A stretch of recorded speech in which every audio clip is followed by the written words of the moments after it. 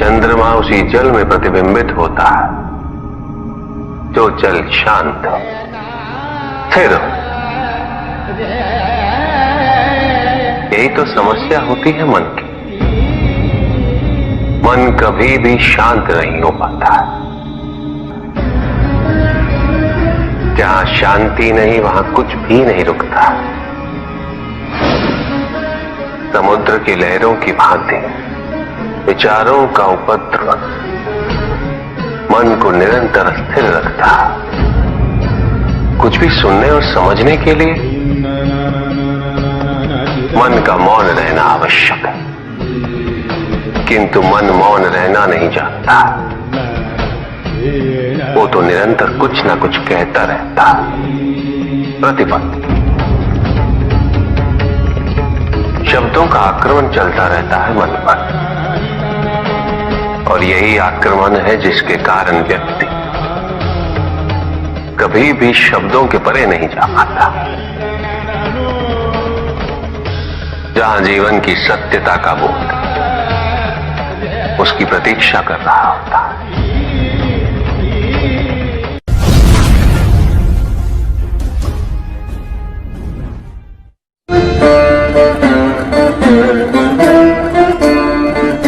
मैं वो हूं जो नहीं है,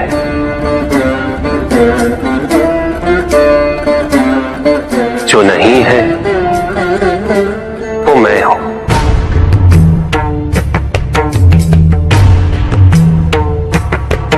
चिरकाल तक सभी को यह स्मरण रहे, जब आप में श्वास है तो मैं आप में हूं। देव देव महादेव शिवा, देव देव। और जिस क्षण आप में श्वास नहीं देव देव तब आप मुझ पे हैं। देव शिवा, देव देव महादेव।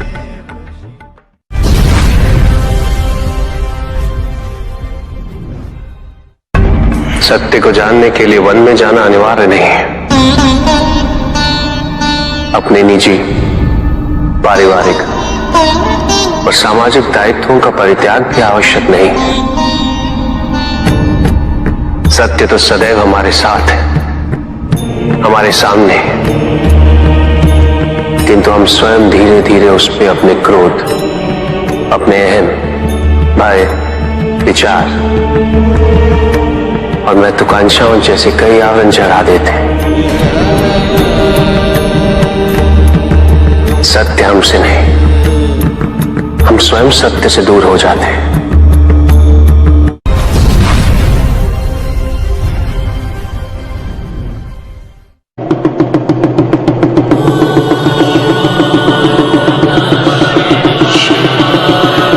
जहां न अमृत, न विष, न सुख, न दुख,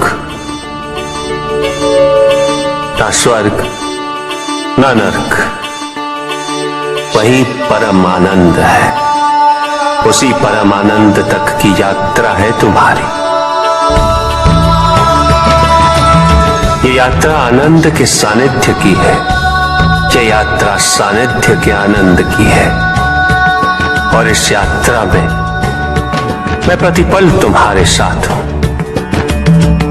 मुझे ढूंढो मत, केवल पहचानो, तुम ही मैं हूं, मैं ही तुम। हर आरंभ का मैं ही अंत हूं, और हर अंत सदैव मेरा ही आरंभ होगा। देव देव महादेव शिवा, देव देव महादेव शिवा। तुम्हारे साथ छल तुम्हारी अपनी इच्छाओं ने किया है, तुम्हारे हट ने किया है, तुम्हारी अपनी सोच ने किया है। ये रहस्य नहीं कि प्रत्येक आत्मा मुक्ति की इच्छुक होती है। जो मरता है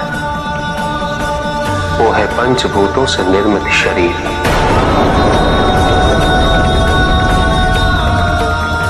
किंतु आत्मा तो अजर है, अमर है।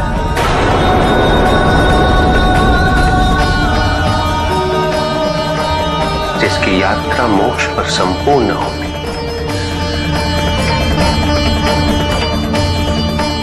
जहां सांसारिक बंधनों से व्यक्ति मुक्त हो जाता है,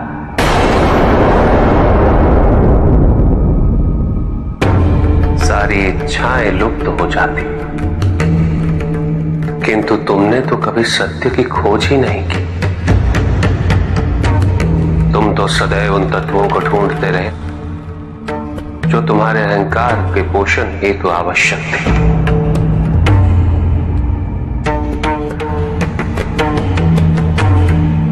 किंतु सत्य तो यही है कि ना कोई तुम्हारा है और ना तुम किसी के। जो है वो परमात्मा का है, और जो नहीं वो भी परमात्मा का ही है। इस शरीर में तुम इस सत्य से अनभिज्ञ हो, किंतु इस शरीर के पूर्व तुम्हें इस सत्य का बोध था, और इस शरीर के पश्चात भी रहेगा। प्रश्न ये है कि क्या तुम इस सत्य को अभी स्वीकार करना चाहते हो? यदि करते हो तो परिवर्तन का मार्ग स्वतः प्रदर्शित हो जाएगा। आजीवन तुम प्रत्यक्ष को ही सत्य मानते रहे, परोक्ष सदैव महत्वहीन रहा। तुम्हारे पास यही अवसर है उस भूल को सुधारने का। भक्ति हेतु यदि कुछ अनिवार्य है तो केवल भक्ति ही।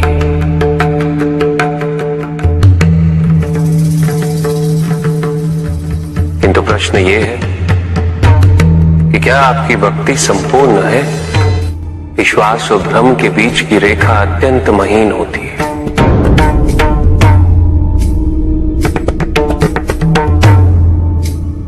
असंख्य व्यक्ति ये नहीं समझ पाते कि उनका विश्वास है या भ्रम।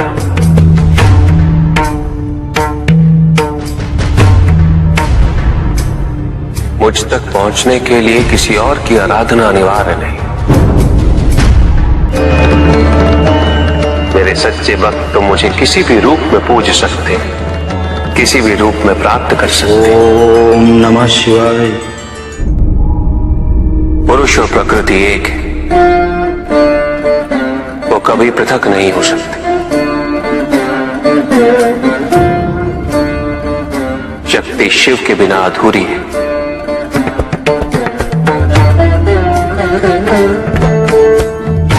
और शिव तो शक्ति के बिना शव के समान है।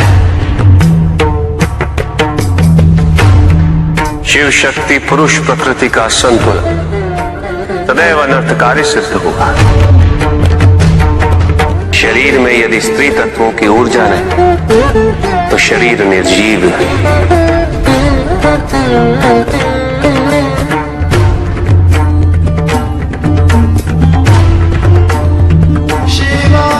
शक्ति और शिव के संपूर्ण रहस्यों को समझ लेना भक्ति, ज्ञान और तपस्या की पराकाष्ठा है।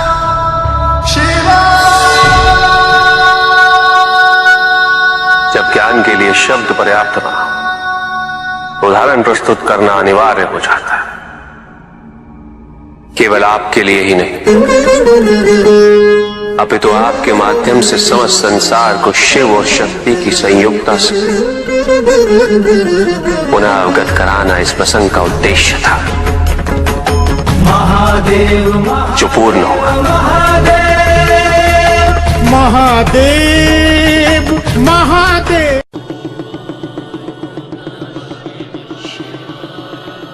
जहां न अमृत न विष,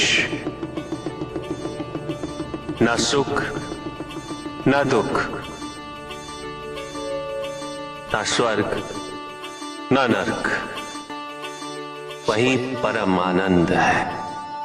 उसी परम आनंद तक की यात्रा है तुम्हारी। ये यात्रा आनंद के सानिध्य की है। ये यात्रा सानिध्य के आनंद की है। और इस यात्रा में मैं प्रतिपल तुम्हारे साथ हूं। मुझे ढूंढो मत, केवल पहचानो, तुम ही मैं हूं, मैं ही तुम। हर आरंभ का मैं ही अंत हूं, और हर अंत सदैव मेरा ही आरंभ होगा। देव देव महादेव शिव। पंडित महोदय को अपने अंतिम उत्तर का तात्पर्य बताओ।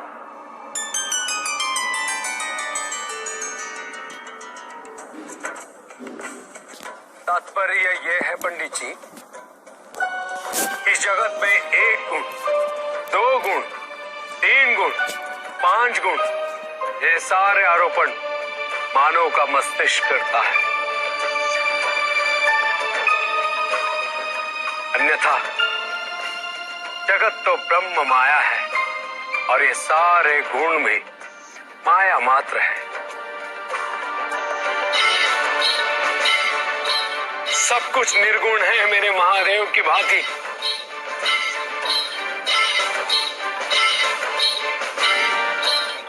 और गुण तो मात्र लीला का नाम है। साधु साधु साधु साधु। किंतु प्रभु, ऐसा कोई ज्ञान तो इस संसार में है ही नहीं।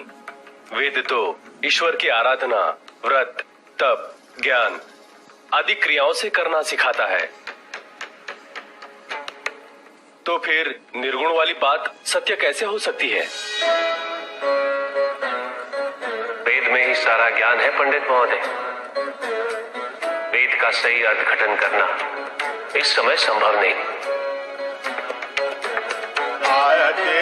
अनंत शिव। प्रजापिता ने वेद के मंत्र दी ताकि मनुष्य मात्र अपने गुणों के माध्यम से निर्गुण तक पहुंच सके।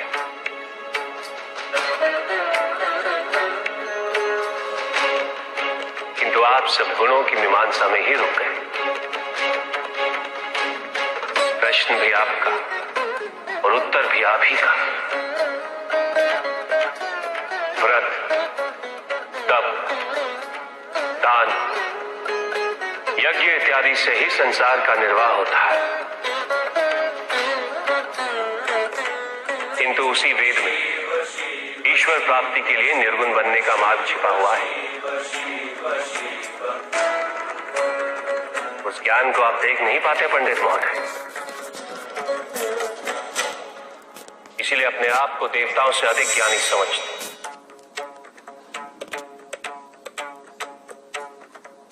पंडित महोदय, ज्ञान का भ्रम अज्ञानता का प्रथम लक्षण है। इस प्रकार भरे हुए पात्र में कुछ नहीं समाता, उसी प्रकार ज्ञान के अहंकार से भरे मन में अधिक ज्ञान नहीं समाता।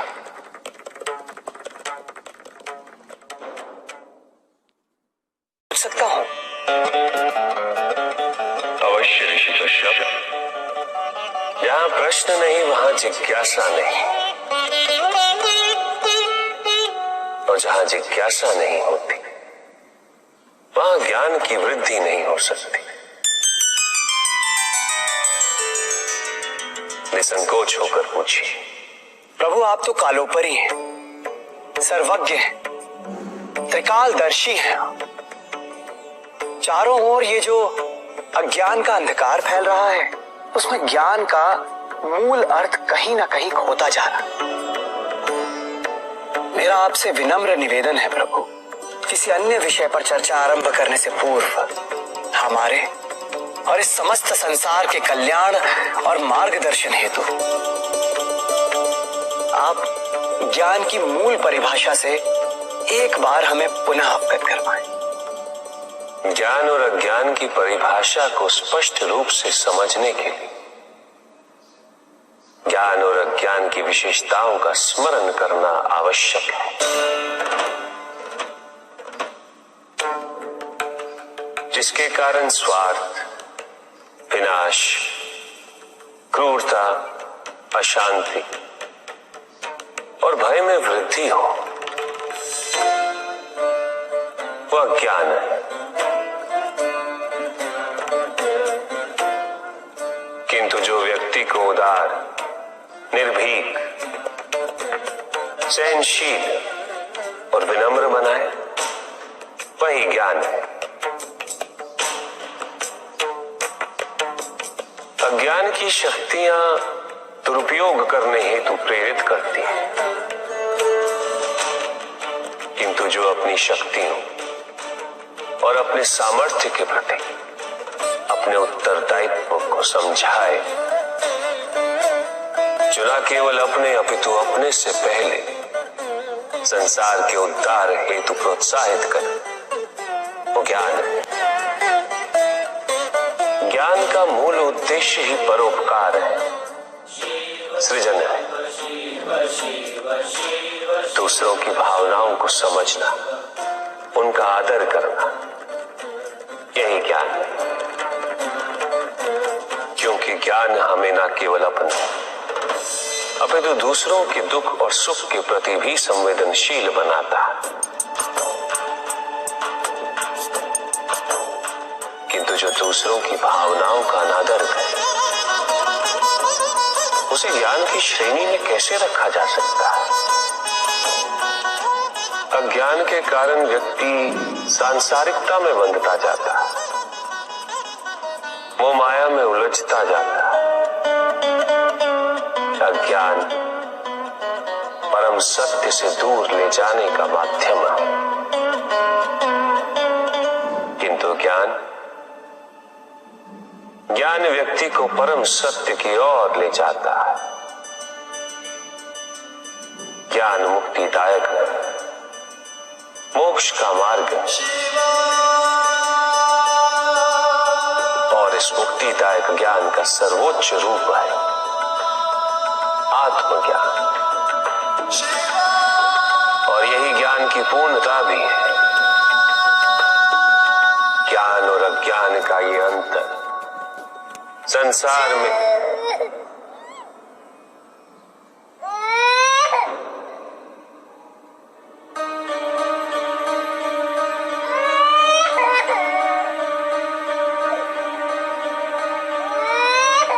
ऋषि कश्यप, ये तो किसी शिशु का क्रंदन है। विदर्भ देश के राजा और मेरे भक्त सत्यार्थ का पुत्र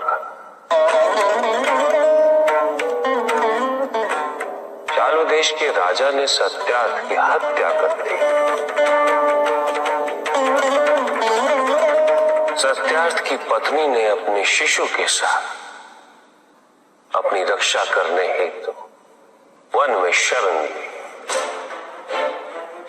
किंतु अब तो वो भी मृत्यु को प्राप्त हो चुकी है। भक्ति का उचित मार्ग बताए हमें, ताकि मेरी भांति दूसरा कोई भूल ना करे। भक्ति मुक्ति का आधार है पुष्पदल, और मुक्ति तो केवल समर्पण से ही संभव होगी। और समर्पण के लिए पुष्प नहीं, स्वर्ण नहीं, आभूषण भी नहीं, रत्न नहीं, धन नहीं, विधि विधान नहीं, केवल अपने मन को अर्पित करना अनिवार्य है। जानना चाहते हो पुष्पधर कि वो कौन से पुष्प हैं जो मुझे अत्यंत प्रिय है? इंद्रियों का नियंत्रण, दया, शांति, तप, क्षमा, ध्यान और सत्य। और जब कोई मेरे इन पुष्पों से आराधना करे, मैं अवश्य प्रसन्न होता। भक्ति में भव्यता आवश्यक नहीं है पुष्पदल, अभी तो सरलता आवश्यक है। भक्त के लिए ये समझना अत्यंत कठिन हो जाता है। प्राय भक्ति कब मोह में परिवर्तित हो जाती है और ऐसे में पथ भ्रमित होना अनिवार्य है।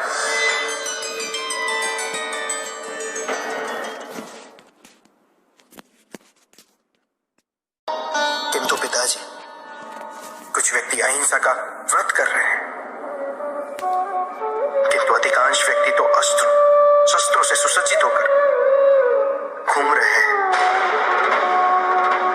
शरीर की रक्षा के लिए बड़े दुर्ग बनाए जा रहे हैं, कवच बनाए जा रहे हैं, क्योंकि उन्होंने स्वयं योग और शुभता के कवच का त्याग कर दिया पुत्र। क्योंकि अब शुभता उनके लिए जीवन को जीने का आधार नहीं रह गई, क्योंकि योग तो अब केवल उनके लिए एक कठिन सी साधना है। जो व्यक्ति, जो समाज योग से और साधना से जितना विमुख होगा, वो समाज आत्मरक्षा के लिए कवच, दुर्ग और अस्त्रों और शस्त्रों के निर्माण हेतु सदैव विवश होगा। व्यक्ति के अंतर मन से शुभता जितनी ही क्षीण होती जाएगी, योग की अग्नि जितनी कम होती जाएगी, उसके जीवन में अंधकार की अग्नि भी उतनी ही प्रचंड होती जाएगी। समाज में ऐसे अभिमानी और अहंकारी व्यक्तियों की संख्या सदैव बढ़ती रहेगी पुत्र। समाज में उतनी ही तीव्रता से युद्ध और अस्त्रों के अनुनाद की दिशा में अग्रसर होगा। किंतु पिताजी, जो समाज योग शुभता से विमुख होता जा रहा है, उन्हें कैसे लौटाया जाए? प्रयत्न चाहे एकमात्र किसी के भी धरातल पे चले, जब तक सृष्टि के किसी भी अंश, जब तक एक प्राणी की शुभता और योग के द्वारा इस समाज को संचालित करने के लिए प्रयत्नशील रहेगा, जब तक वो शुभता और योग को केवल शोभा की वस्तु नहीं समझेगा, तब तक सृष्टि में शुभता की पराजय असंभव है पुत्र। तब तक योग, बल और शुभता का समापन नहीं हुआ है। परिस्थितियां कैसी भी विकट हो पुत्र, अहंकार के अंधकार का आवरण चाहे कितना भी घना हो, आध्यात्म योग और शुभता का एक लघु दीपक भी सदैव उस पर विजयी होता रहेगा। मेरा एक कथन सदैव स्मरण रखना पुत्र, मन के हारने से हार और मन की जीत में ही जीत होती है। अपने मन से शुभता और योग को तुम कभी भी विस्थापित नहीं होने देना।